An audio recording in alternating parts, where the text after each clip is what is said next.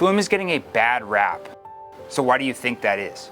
Is it the sky-high taxi prices or the price of going out in the hotel zone? I believe people just need to understand what Tulum is transforming into.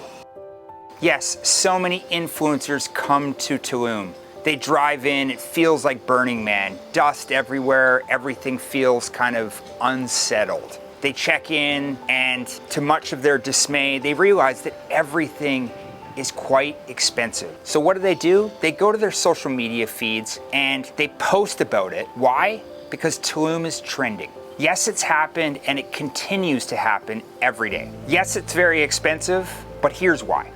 I call Tulum Mexico's Vegas. Why? Well, it's got two different sides. So you've got the Las Vegas Strip, which everybody knows, very similar to the hotel zone.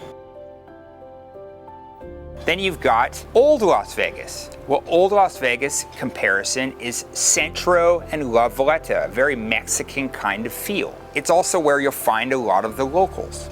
It's also similar prices. In Centro and La Villeta, comparison to Old Vegas used to be penny slots, but now it's more of a nickel or even a quarter. Man, inflation sucks. Tulum is a small city and Las Vegas is a giant one, but they all started somewhere.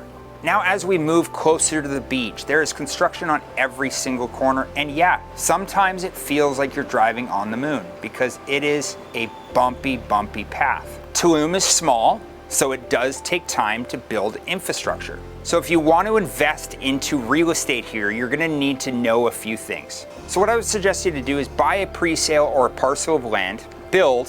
Why? Because it would have doubled in the next 2 to 3 years. You could sell it, or you could just keep it for your vacation rentals that would go up, and up.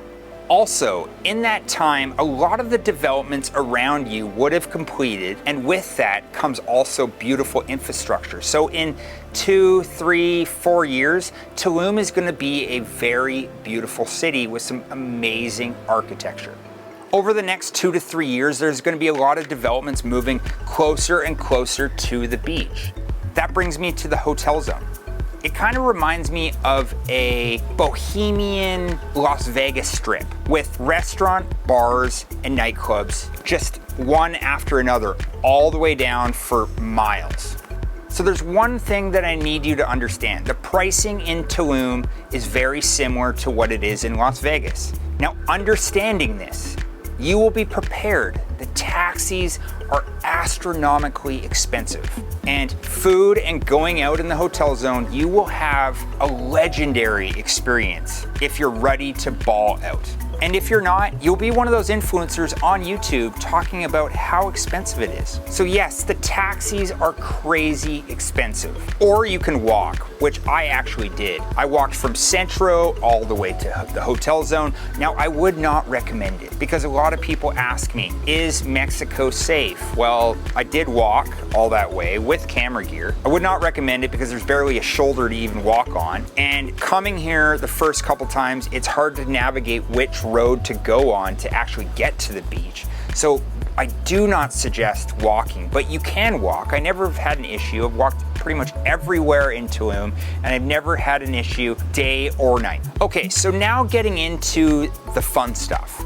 Now, Las Vegas, I know, has something going on every single weekend. Of course, there are 3 million people.